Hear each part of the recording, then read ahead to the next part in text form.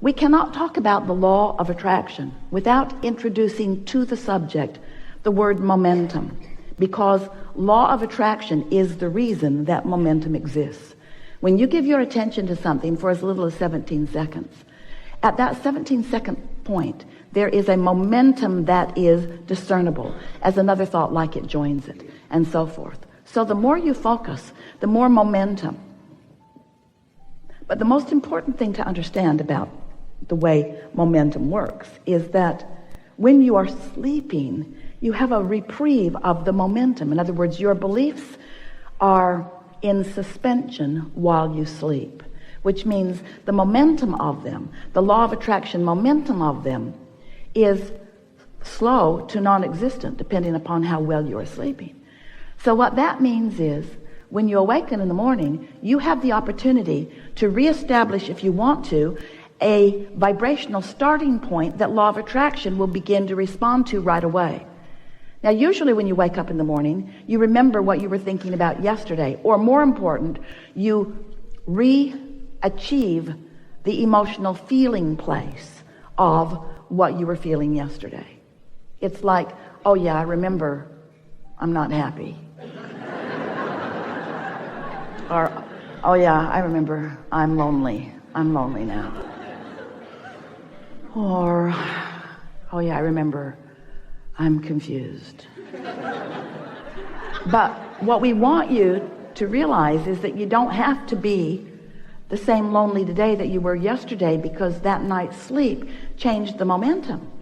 But when you wake up in the morning and you deliberately, and you do, call those same people, talk about those same things, focus in the same ways, you reactivate your vibration much as it was before. But you do not have to do that. And that is the most important thing. We want you to realize that you are at a new starting point in every moment.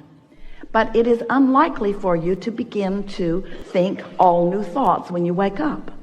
Some of you have suggested a lobotomy. We don't recommend it, because there are many things that you believe that are serving you really well. You just want to become a better sifter. You want to become a better discerner.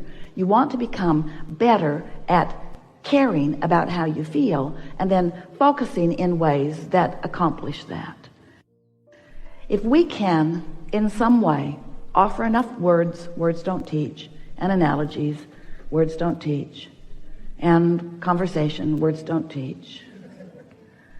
We've enjoyed this interaction immensely.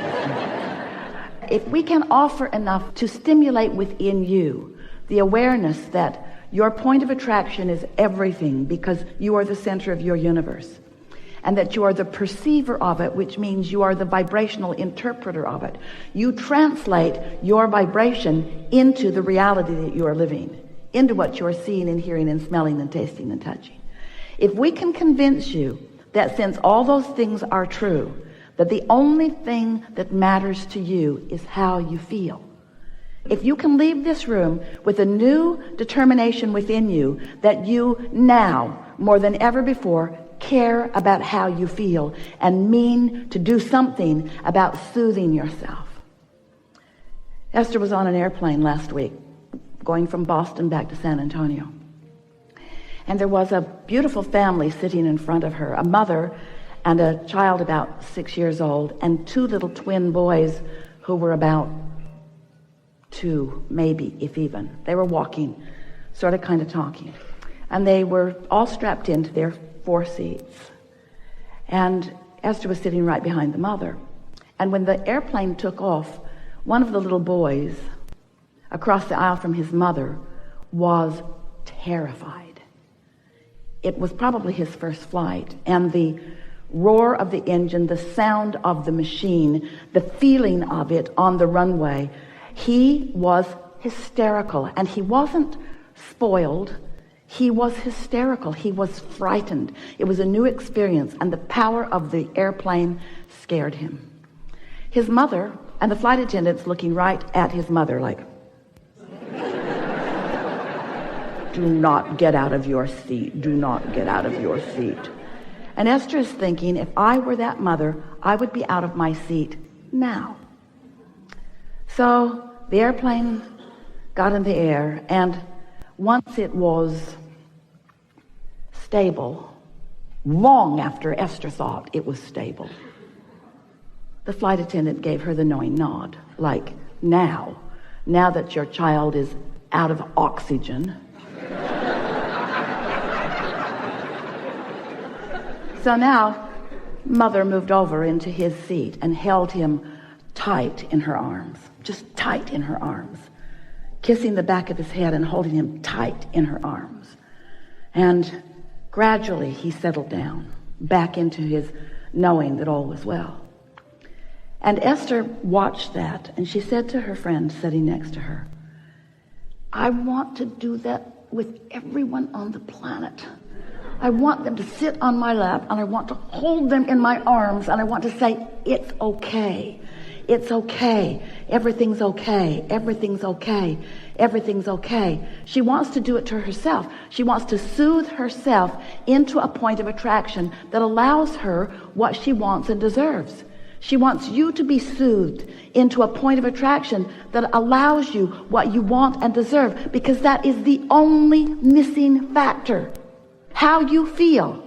If you're terrified, if you're angry, if you're resentful, if you're depressed, if you're aggravated, if you're overwhelmed, those negative emotions are you beating up on you. It doesn't feel like that to you. It feels like somebody else is doing it. Esther was pretty mad for a minute at the flight attendant who was just doing her job.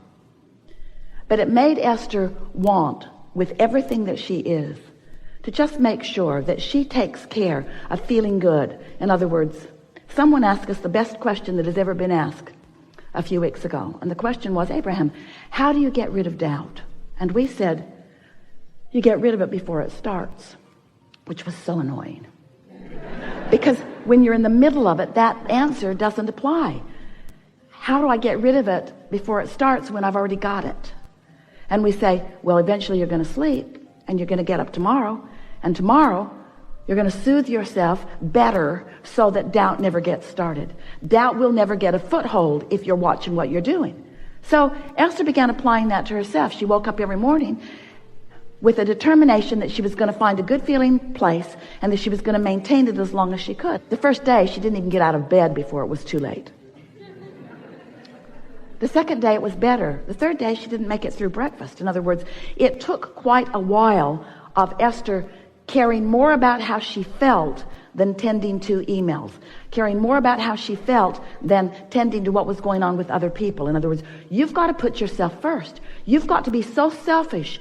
You have to care about how you feel, which means you have to tend to the self that you really are. You've got to find a way of closing that gap between who you're being right now and who you really are. And who you really are loves you so much, adores you, appreciates everything that you are, flows constantly to you, assisting you in every possible way. Last week, Esther came bouncing up the steps, and the step wasn't stable.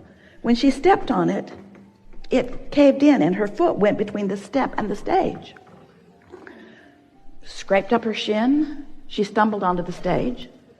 It was funny. It was really funny. And Esther thought, for the life of me, I do not know how I went down. So Esther has a dear friend who sees energy. She always comes to the seminars in the city where she lives and sits in the back of the room because she not only likes to see the energy around Abraham, she liked to see the energy around Jerry when he was sitting at the table, and the energy around you. She could actually see who was all lighted up. She knows who Abraham is likely to call on because she can read this energy. So after every workshop, she watches all of the live streams. She sends Esther an email, and she says, yeah, Jerry walked on the stage with you. And Esther says, yeah, I know. I can feel him there. And then she said, he caught you last week. And Esther thought, that's why I didn't fall down. Didn't make sense to me. I didn't have my balance. I didn't have anything close to my balance, but I didn't go down. This is the thing that we want you to understand. We've got you. But if you're not knowing that, If you're mad at yourself, then you don't let us get you. You prevent yourself from receiving the inspiration. Do you know when you yawn? That's because you need more oxygen, and we yawn you.